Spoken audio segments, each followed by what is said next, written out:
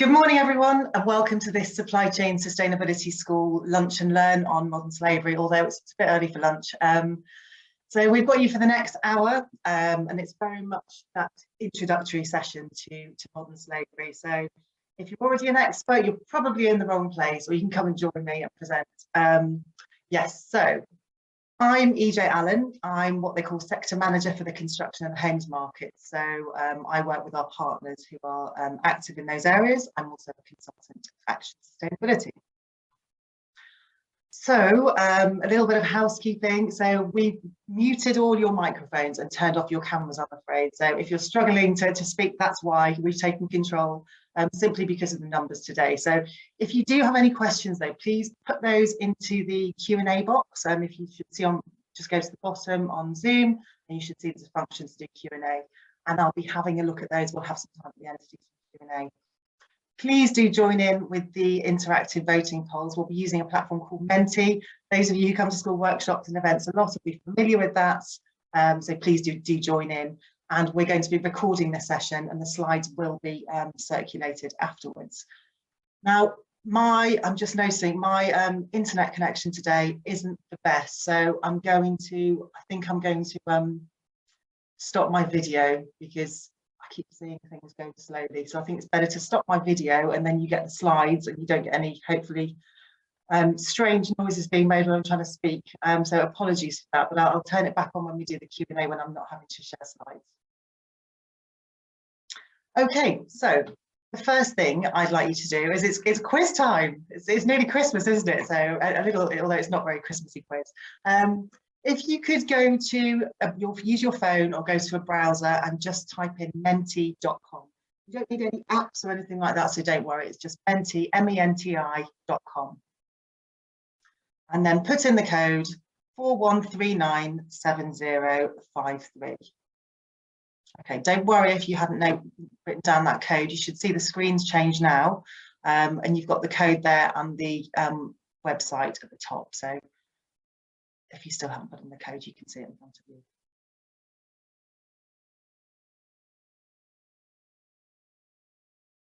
Okay, so once you're into Menti, once you've managed to get in, there's a question for you. What are the first words that spring to mind when you think of modern slavery? Just type away, just put in your responses, and let's have a look what comes up.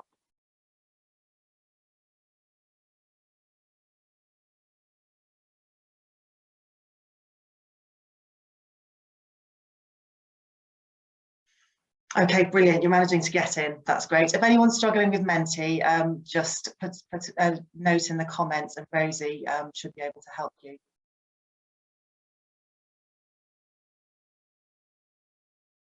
Okay, so we've got exploitation, yep, cruelty, child labour, that's an interesting one. We'll come back to that later. Unfair, absolutely. Trafficked, yep, low wages or no wages, more often than not. Controlled, absolutely. It's about, completely trapped, completely controlled. Yes, people, it's all about people. They sit at the heart of all of this. That's why we're here today. Taking advantage, abuse, human trafficking. Brilliant, lots of ideas here. Free, yes, complete lack of freedom. Forbidden, yes, it's illegal. Misuse. Okay, they're slowing down now. I don't know if that's because, oh no, there's still some more of you coming in. Okay, child labour is appearing there in bold. Interestingly, child labour is one of those that's not itself isn't considered illegal as such, because if you ban child labour, in some countries, you're banning income into some families. So the child labour one is interesting. So because children can be the sole income providers for some families. So it's about if child labour is being used, it's about, are those children being paid fairly and are they being schooled? But it's an interesting area, and especially as it's come up as the top one there. Okay, so let's move on. I've got a question for you now. So this is where we go into quiz mode. Okay, so there's lots of players there. I'm going to wait for a few more. We've got 17, so I'll just hang on a moment before I set the timer. So what's going to happen is that a question's going to appear on the screen, and then if you look at your phone and then submit the answer, and then we'll have a little league table at the end to see who knows the most. Okay, I'm going to start the timer. So first question for you is, how many, according to the Global Slavery Index, how many slaves are there globally?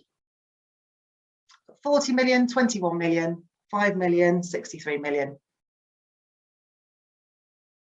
I think I've given you 20 seconds for this one, but for the ones afterwards, it's only 15. Okay, so for those of you who'd said 40 million, well done. That's the correct answer. Interestingly, in terms of absolute numbers, that's more people in slavery than any other time in history. But that's absolute numbers rather than percentages. Of those, the estimates of around 10 million of those are children. Worldwide, that's in areas such as quarries, mining, domestic servitude, and so on. Okay, next question.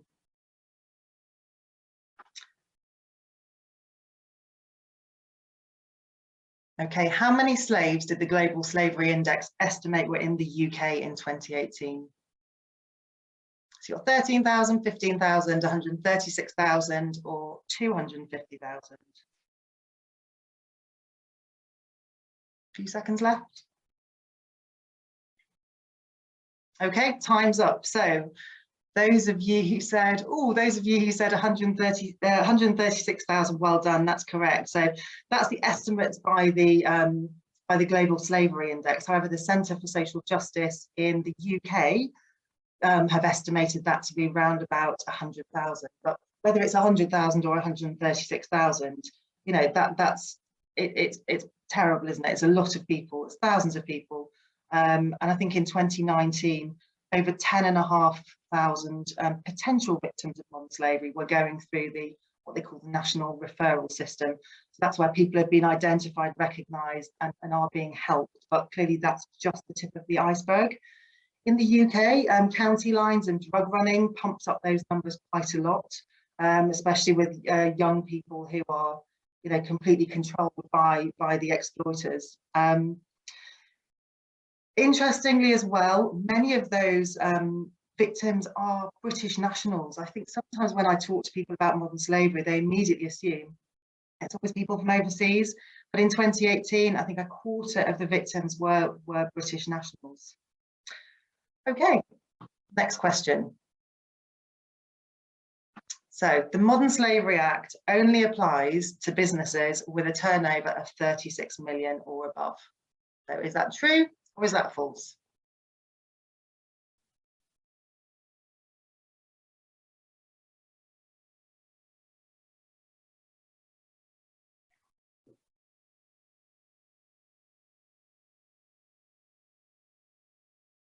Okay, what have we said? False. Okay, well done. That's great. It sounds like you all know about this already. So there was confusion when the Act first came out, and I think it was 2015, in that £36 million turnover. People thinking, oh, I don't have a turnover that much, so it doesn't apply to me. The legislation applies to everybody. Slavery it's illegal. So if you deal with people in your own organisation or in your supply chain, then it applies to you. The 36 million is very specifically around having that modern slavery statement, which we'll look at a bit later on.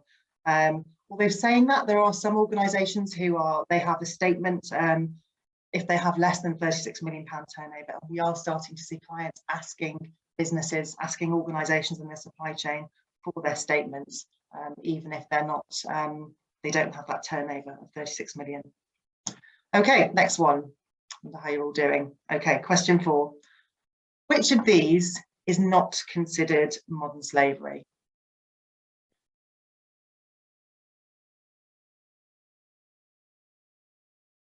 Okay, so you've got forced labour, forced marriage, criminal exploitation, and money laundering.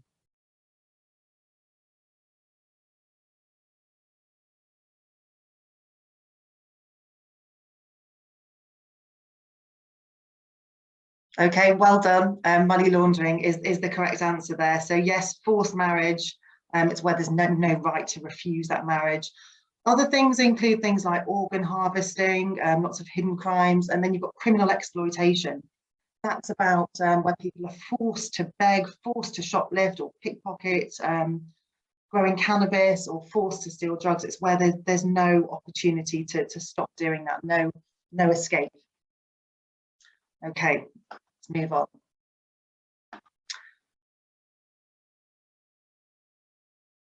So, from the total number of global slaves, what percentage is attributed to forced labour?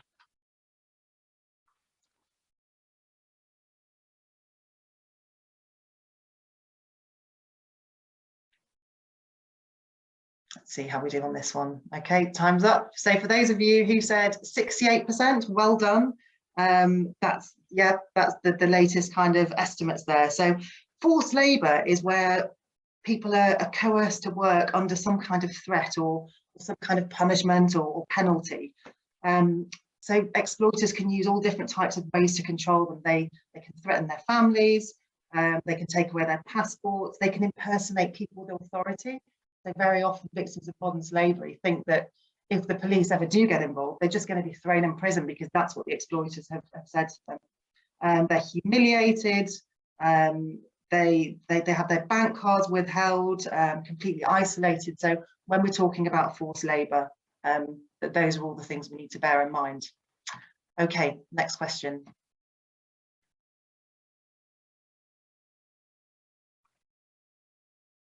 So thinking about forced labour, what percentage of forced labour is linked to the construction industry? So thinking about the UK now. Oh, that question's disappeared. Sorry about that. Okay, so a statistic then for you. 18% of forced labour in the UK is linked to the construction industry. It ranks third in the list of industries reporting forced labour in the UK, so behind things like car washes and agriculture. So yeah, you're ahead of me here. So modern slavery is extremely profitable. The estimated income, again, it's 150 billion. I feel like you've all been to one of these sessions before. Well done. So it's more money than goes through the US banking system. And Europe is one of the most profitable places for exploiters. Why? We pay good wages. You know, in the UK we have the living wage, but the question is, even if you're paying the living wage, are you sure that that wage is actually going to the people who are doing the work, or could that be going to the exploiters themselves? Okay, next one.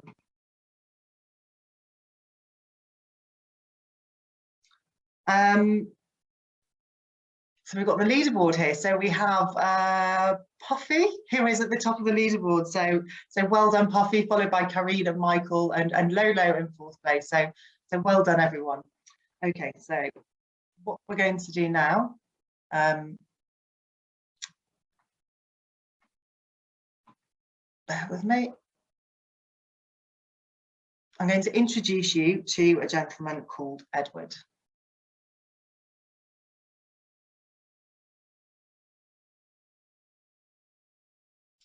Rosie, can you hear this? I needed to earn enough money for my daughter for her school, and I was told about a good job in England, so me and two others took it. We were picked up and driven to a port.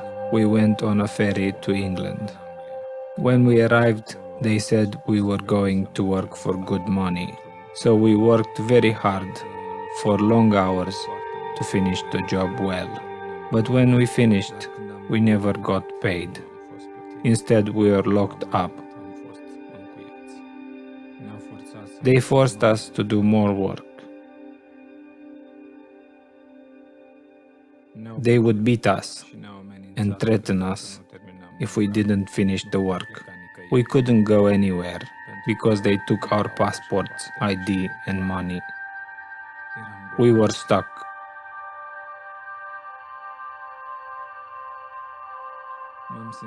I felt hopeless, totally powerless. At this time, I knew I was a slave. I felt very sick, hungry and tired all the time. I was sold from person to person, bartered for right in front of my face. I heard a man say I wasn't even worth 300. I felt worthless, like rubbish on the floor. I wished that I could die, that it could all be behind. I finally decided I would rather be killed trying to escape than stay.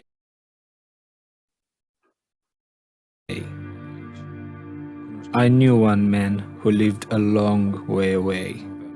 I had no money or transport, so I had to walk as fast as I could or they would catch me. My legs are bad because they beat me, but I had to keep going. I walked for 10 days straight with no stopping. Look, these are the shoes I found. They are the wrong size, but they are all I had. When I was walking, all I could think about was the traffickers. They are chasing me. They will find me. I was very worried. I thought of my daughter too. I had let her down so much. I felt shameful.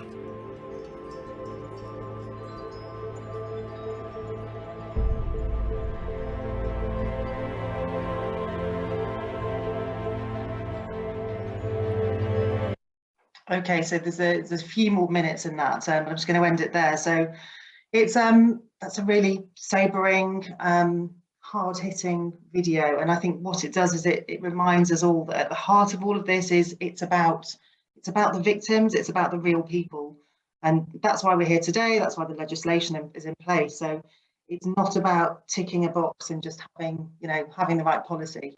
It's about people. Okay, so there are various different forms of modern slavery. So at the top there, you've got sexual exploitation. So what this is about subjecting people to sexual abuse or forced prostitution. And the risk isn't always where you would expect or think about. An example we often use is on the A14 project. There were lots of people who were working away from home in modular accommodation. And modern slavery was flagged here as a risk. And the thinking was that there is a chance that criminal gangs could be bringing in cleaners and selling them off as prostitutes on site. The thinking is that victims are often used in such a multitude of different ways. You've got the exploiter who just wants to get their money's worth. They don't care about the people. So they'll bring them in as cleaners, and then potentially, sell them off as well and get as much money as you can get. They kind of refer to it as sweating the asset. So yeah, sexual exploitation is not always the obvious things that you think about. Forced labour, so we looked at a kind of definition for that earlier on. So it's where people are coerced to work under a threat or some kind of punishment. I'm guessing some of you may have seen there was a panorama earlier this year called Hunt for Britain's Slave Gangs, and that looked at a piece of work done by Operation Fort in the West Midlands in Dudley. What they did was they found the largest trafficking ring exposed in the UK ever, and I think it was June this year. And they found 400 victims. They were all Polish, and they'd been trafficked and exploited by 8 individuals. And the victims there, they were really vulnerable. So they'd been targeted because either they were homeless, they had poor mental health, they may have just come out of prison or desperate to earn money. But what they all had in common is that they were vulnerable. And these people were used for money and were treated like animals. If you haven't seen it, I would recommend you watch it. It really is shocking. It shows how the people were trapped, they're intimidated. Wages were, they all had their own bank accounts, but the bank accounts weren't being controlled by the people doing the work. They were controlled by the gang members. So these Operation Fort showed how these people found their way into such a huge number of different supply chains. There was manufacturing, there was waste, there was agriculture, And it was organisations that, you know, it wasn't organisations who have really poor processes and don't follow strict rules. You know, some of them had really good procedures in place, and it just highlights that the exploiters and the traffickers, you know, they're really clever, they're smart, and they can find ways to infiltrate organisations. So that piece around due diligence is more important than anything, and we'll look at that a bit later on. Domestic servitude, so that's, I mean, clearly a very hidden crime, because it's around where somebody exercises power of ownership over another. It's normally in people's houses, where people are cleaning, cooking, could be looking after children, could be doing all the household jobs or gardening. I think it was earlier this year, maybe last year, they found somebody who'd been held captive in a shed for 40 years since they were 16 years old. Then you've got criminal exploitation. So I mentioned this earlier. So it's where victims are forced to work under the control of criminals in things like begging or shoplifting or pickpocketing and so on. So the thing that all of these have in common is that when we're talking about modern slavery, it's that victims being completely trapped. Modern slavery is the extreme form of human rights breaches. It's when there's no escape, when people are completely trapped. Okay, so where is modern slavery found? So some of the biggest risk areas are agriculture. I think you've probably heard about this quite a lot anyway. So this is where agriculture is one of the higher risk areas because of the seasonal and kind of relatively unskilled nature of the work that's done. Then you've got mining and conflict minerals, so things like cobalt, gold, tin, and so on. If you think about all of the tech that we have, so our laptops, our PCs, our smartphones, our cars, our lighting, there's a really high chance that materials in the things that we own has come from mines in the Congo, and this is where the mines are run by guerrillas, as my colleague says, they're not the hairy kind, but the soldiers who are known for kidnapping children from their families and using them in the mine, working horrendous hours in terrible conditions. They also train them as child soldiers. So, you know, through what we're buying, our smart tech, we're potentially funding civil war and linking to child labour and all of those issues that I just talked about. So it's, you know, it's kind of everywhere. Blood bricks and blood timber. So this is an interesting example of where the whole issue around the elements of climate, the elements of sustainability linked to the environment. So climate change has an impact on the social piece. So in places like Cambodia and Pakistan, what we're seeing is that farmers are losing their livelihood as a result of climate change and drought. So, and what's happening is kiln owners are saying, come and work for us, we'll buy your debt. And then once they do, they're forced to work in really dangerous, hazardous roles, and they can never pay off that debt. The interest on that debt grows and grows and grows. And when those workers die, that debt gets passed on to their children. So there is literally no way out. And I saw in construction news last week, headlines were around big uncertainty around brick and timber supply. You know, what happens when materials are in short supply? Do we ask more questions? Are we more diligent? Or do we tend to kind of think, well, we need the materials really quickly? So yeah, big risk there. And over the last year, there's been a 300% increase in exports of bricks to the UK from South Asia during the shortages that we've been having in the UK. So yeah, I'll leave that with you. There's a big risk there. Sweatshops, I think we're probably more familiar with this. It's been in the news, hasn't it, for longer. I remember years ago, Gap, however many years ago that was, appeared in the news. So thinking about built environment sector, think about PPE, uniforms, gloves, it's your kind of indirect spend. And again, some more news last week. There was a human rights group in Sheffield University had done a study showing that virtually the entire clothing industry is complicit in using the Uyghur forced labour in China, in Xinjiang. They believe that the cotton produced in those concentration camps where the Uyghurs are under forced labour find their way into, I think it was 1 in 5 of the cotton products worldwide. Domestic servitude, we talked about that. Nail bars, that's a really high risk area. There was a case in the Midlands in Burton-on-Trent where Korean children had been used in nail bars. Car washes, you may well have heard about this. Law enforcement has claimed that if you're paying less than £5 for your car to be washed, in those kind of pop-up car washes, you will be supporting exploitation and slavery. So it was Milton Keynes area that had a task force looking specifically at this. And they found that mobile car washes are often fronts for a whole range of things like money laundering, drug selling, gun running, exploitation, trafficking, and so on. And there's an app, if ever you do spot a car wash that you know is charging less than £5 that looks high risk, there's an app that you can download to report that.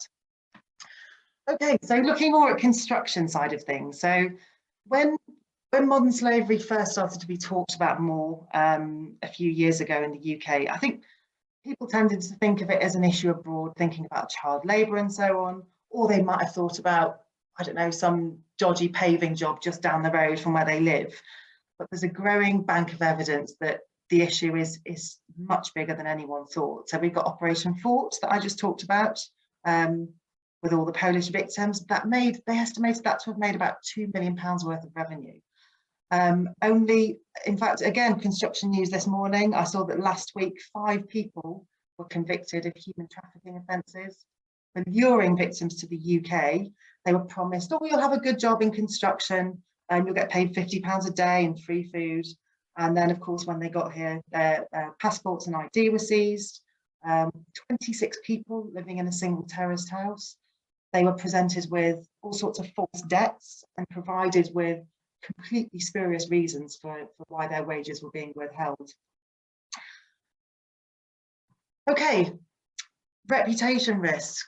There's a much bigger lens on this now. Biffa is one that's probably much closer to home for us. Biffa was found to have 3 victims of modern slavery involved in its supply chain, involved sorting rubbish at Biffa. It's not as simple as, well, Biffa must have just not been doing their job or having the right checks in place. You know, Biffa are considered to be good in terms of due diligence. However, in this case, the gang infiltrated an employment agency via an interpreter. So the interpreter was the only one who spoke the language for the people who were being victimised, who'd been trafficked. So the victims now are suing Biffa for failing to apply that due diligence piece. So Biffa had been doing a lot, but they are now being sued. We look on the right hand side, you've got families sue tech giants. So they're suing Apple, Microsoft, Dell, Alphabet. Alphabet's the parent company of Google. So holding them to account for what they allege is profiting off the misery of illegal child labour in their quest for cobalt. So if these lawsuits are all successful, it's going to send huge shockwaves through the industry, through the world, and you know, thinking about construction in particular, it's going to have a big impact. Okay, so we'll have, don't worry, we're not going to go into too much legal speak, but we'll have a quick look at the Modern Slavery Act. So we talked about this earlier. It applies to all of us. It's trafficking and labour exploitation is illegal. So the 2 things I wanted to just mention today is Part 6 and Part 7. So the Modern Slavery Act is very victim-centric. So Part 6 is all about protecting the victims. Victims can't be prosecuted for any criminal activity that they may have undertaken. And victims can claim compensation as well. So it's all about the victims. And then Part 7 is the role of GLAA, which is it's a bit of a mouthful, the Gang Masters Labour Abuse Authority, which means they can go into any business or organisation where there is a suspicion of modern slavery, and the GLAA are seen as a friend to the victim. They're not there to prosecute them, they're seen as a friend.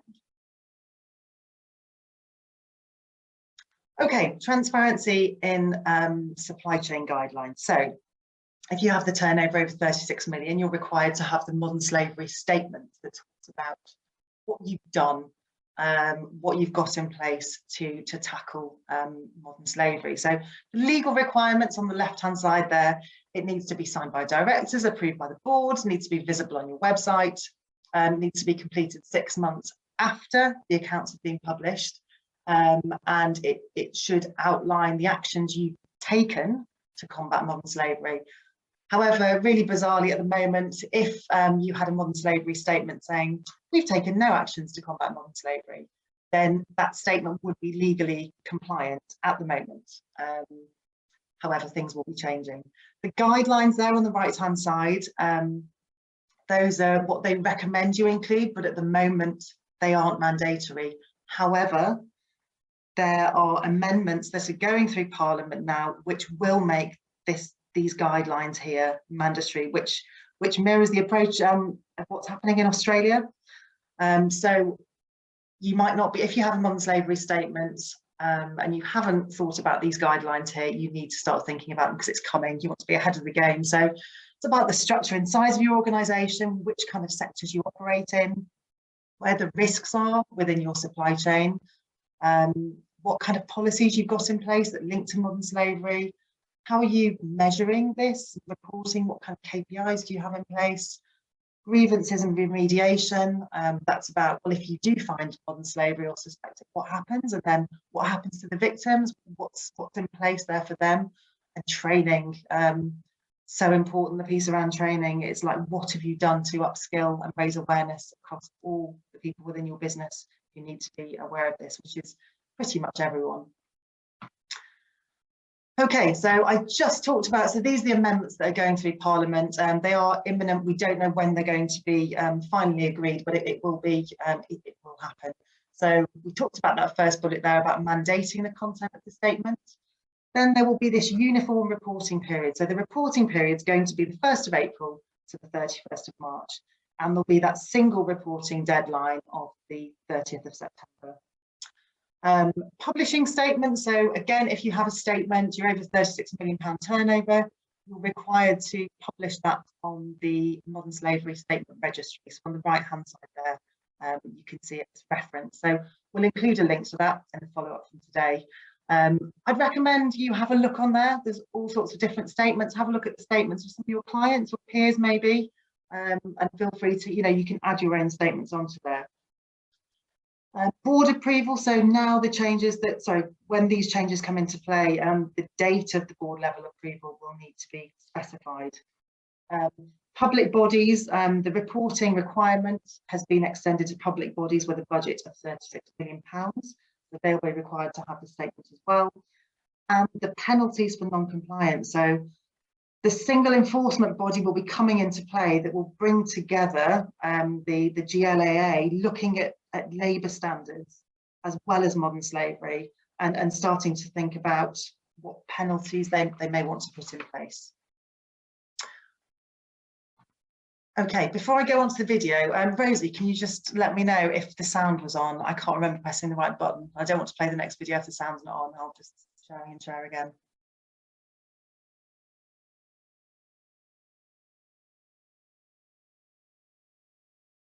Rosie, I'll assume because you're not answering, you have the sound was on. Okay. So I just want to play this video for you.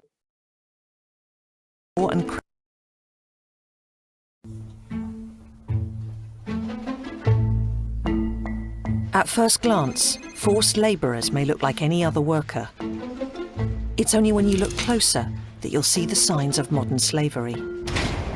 Exploitation begins with the desire to work. Some may be convinced to pay to play, others will be taken and forced to work. From there, traffickers take away their ability to communicate. Victims are forced to live in poor and cramped conditions, often with other people like them. There is no escape, no choice, no freedom. Anyone who tries to leave may be threatened or their loved ones harmed. Trapped and indebted to their controllers, workers' hours become longer. They are pressured into working overtime to pay interest on their debt with no end in sight. Victims' movements are restricted. They are taken to work and picked up at the end of their shift. Relationships with co-workers are discouraged. Workers are given just enough money to survive. They live in constant fear of the violent repercussions of stepping out of line. If you spot the signs, help cut the strings. The tools of modern slavery can be taken away when you take notice.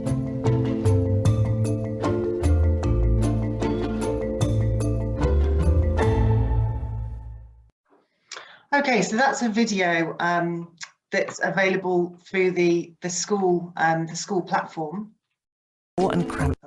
There we go. It's available through the school platform, and many of our school partners, they use that as part of Toolbox Talks to help raise awareness amongst all their workers on site. So it's completely free. It's available. You can use that. The key thing there is whatever you do, make sure that the people who are the eyes and ears on the ground, they know how to spot the signs. And if they do spot the signs, they know what to do, who to talk to. And it's that education piece that's so important. If that investing in training those people who are on the ground, who will be working alongside anyone who may be a victims, it's so important to get them trained. There should be a name point of contact within each place of work, who champions the prevention, identification and the protection piece for potential victims and awareness raising. And you saw some of the numbers there to call if it's it's an emergency. You've got the Modern Slavery Helpline or 999. So these are some of the other signs as well. There's a whole raft of different signs, unusual travel times, working excessive hours, avoiding eye contact. That's not to say that if you spot one of these, then they're definitely a victim, but it's just things to look out for. Okay, due diligence. This is the huge piece at the moment. What is due diligence? So its definition by the Oxford English Dictionary is reasonable steps taken by a person to avoid committing a tort or an offence. And then according to Business and Human Rights Centre, it talks about mandatory due diligence laws, puts the onus on companies to demonstrate that they're taking all necessary measures to identify, prevent and mitigate incidences of modern slavery in their operations and supply chains. I draw your attention to taking all necessary measures. It's not just doing a bit, it's doing everything you can. Marshals, who've been doing a lot of work around combating modern slavery for a very long time, they always use the phrase about finding it and fixing it, which we like at the Supply Chain School. We use that definition a lot. I would urge you to have a look at Marshall's Modern Slavery Statement, which will be on the registry. So what due diligence is not about is saying we can confirm there are 0 slaves. You can't eliminate modern slavery. It's about knowing where to look, where to find it and to fix it. It really is so prevalent. It's everywhere. There's something called modern slavery. I think it's modernslaveryfootprint.org. What you can do there, you can go on and it asks about the way you live, so what kind of house you live in, how many children you've got, what you buy regularly, and at the end of it you get kind of a bit like carbon footprinting, you get a modern slavery footprint. And I did it the other day and it tells me I have 70 slaves working in my supply chain at the moment, and I'd like to think I pay attention to where I buy things ethical, but it really is modern slavery. Anyone who says there's no 0 slaves in our supply chains, then it's demonstrating that they're ignorant, really. Another big driver here is the whole investors piece. If you want access to insurance, access to cash, these are questions that are being asked more and more by investors, and they're asking questions about what you're doing with your supply chains. Okay. Organisational due diligence. I am going to cover due diligence really quickly. Obviously, it's such a huge topic, and we will be running school workshops on this, and we've got all sorts of resources I'll signpost at the end. So today's just kind of light touch. So if you're thinking about organisational due diligence, I'm starting with accountability and responsibility. So who's accountable? Who should be accountable? Who should be responsible? Difficult. You can probably guess what I'm going to say. It's everyone's responsibility.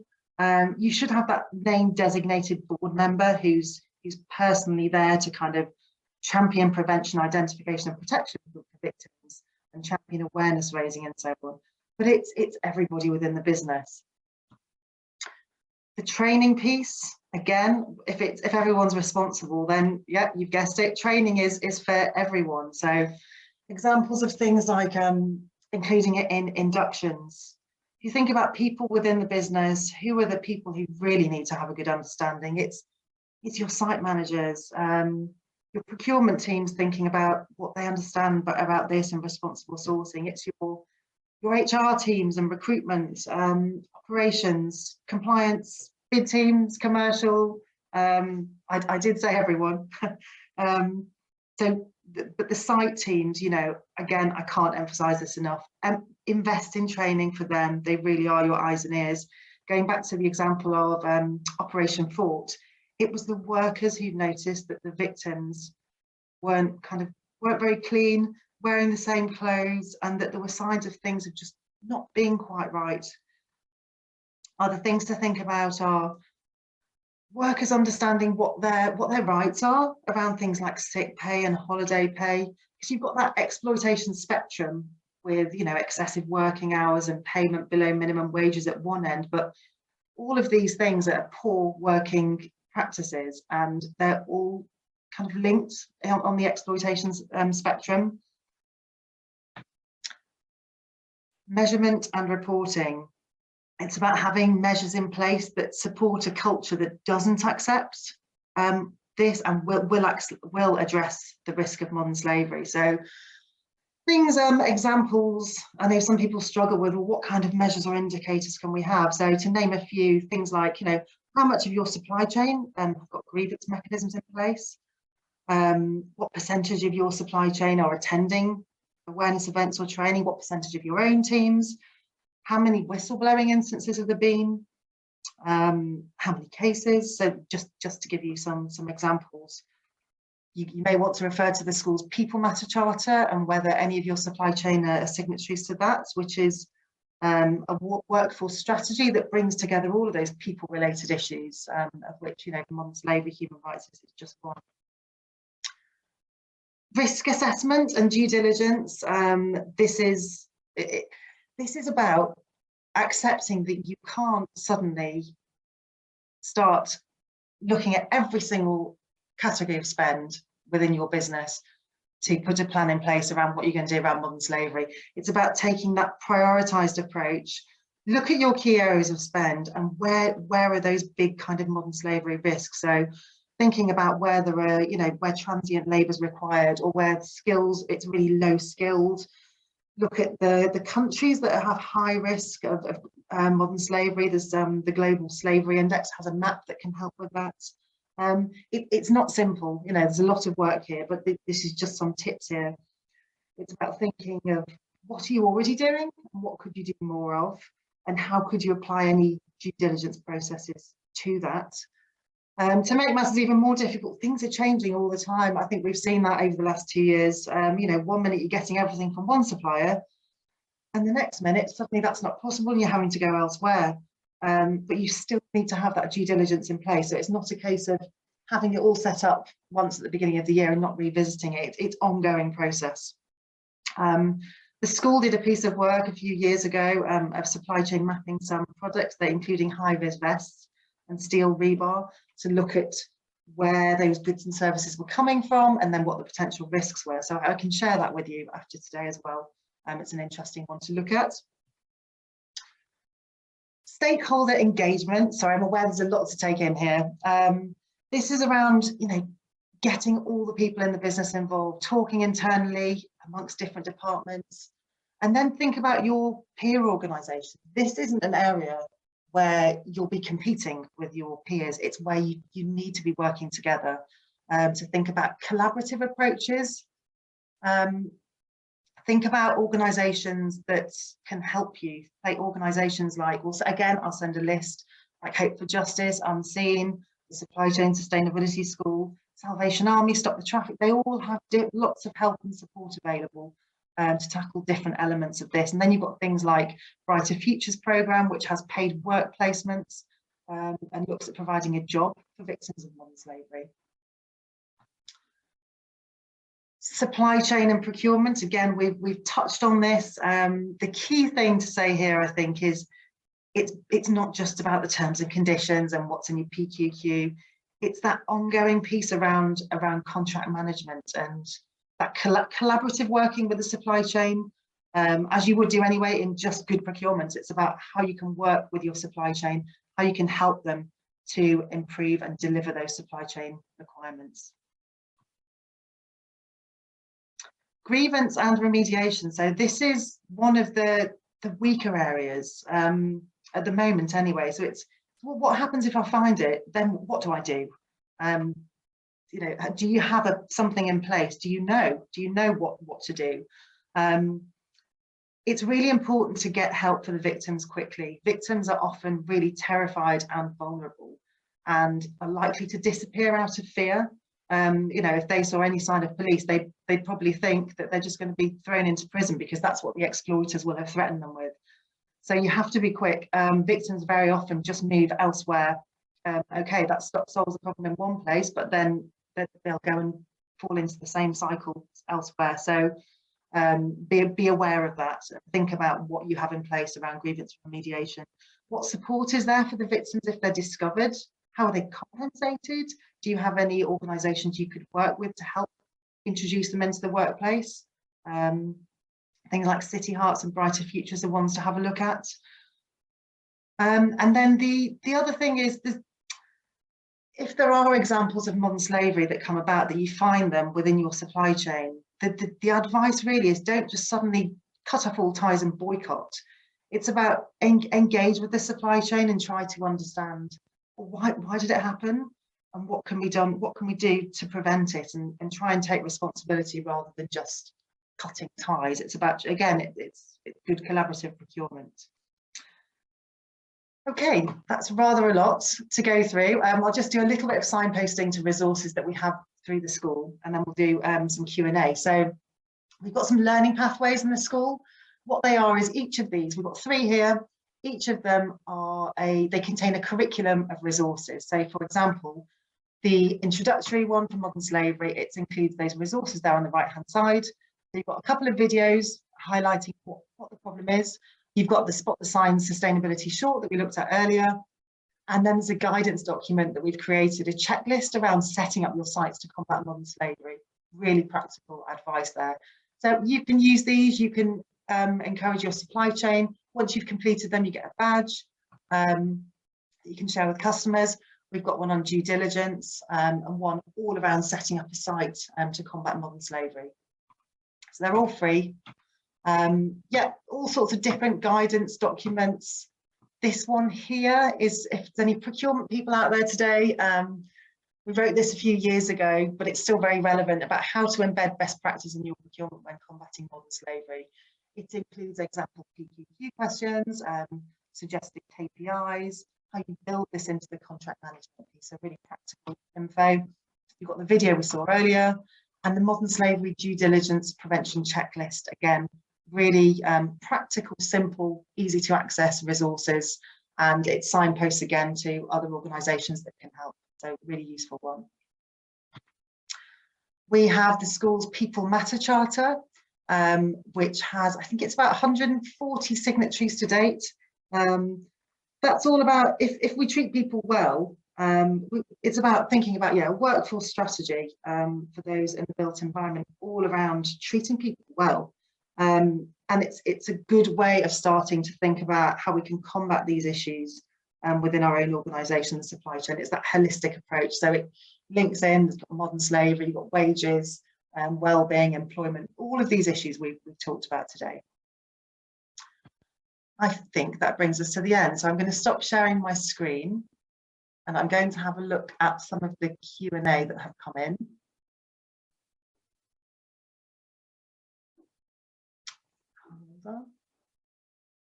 I'm going to start my video again. I'm not showing slides. Hello, everyone. So I can't actually see any questions that have come in. So I'll just give you a few moments, see if you can think of anything. Whilst you're having a think, again, more news. I think my colleague forwarded it to me yesterday. I saw that Dyson, Dyson who do the vacuum cleaners, they cut ties with a Malaysian supplier over some recent forced labour allegations that were linking to electronic and rubber gloves and so on. So they've cut ties over that. They've found out all of these forced labour. They identified forced labour, I think it was over 6 months ago, but now they've cut ties with them because they're not happy with the response. And interestingly, what's happening is the Malaysian government is suing the company involved because it's projecting such a negative image to the country and it's affecting their foreign investors. So going back to that investment piece, which is interesting. Okay, I can't see any questions. You're all feeling baffled and thinking, crikey, there's a lot to do here. What I would say is keep an eye on the school's calendar of events and training. We've got lots coming up. If any of you are in the utility sector, we've got a number of events and training coming up specific to that. However, outside of utilities, again, still interesting for you. It's looking at, we've got recordings on that around what's the difference between a modern slavery statement, modern slavery policy, but we've got lots coming up next year. And again, I'll circulate links to all of that after today. Okay, well, it looks like you have 10 minutes back of your life. So thank you very much, everyone. And before you go, please could you complete the feedback survey, which will appear in the chat on the right-hand side. That really helps us to understand what's worked, what we could have done differently, how we could have improved the sessions, and hopefully what you liked as well. So yes, please do share your feedback. So just click on the link on the right-hand side. My contact details are on the slide, so please do get in touch if you have any questions. But yeah, we'll send through some suggested kind of pointers. So thank you very much, everyone.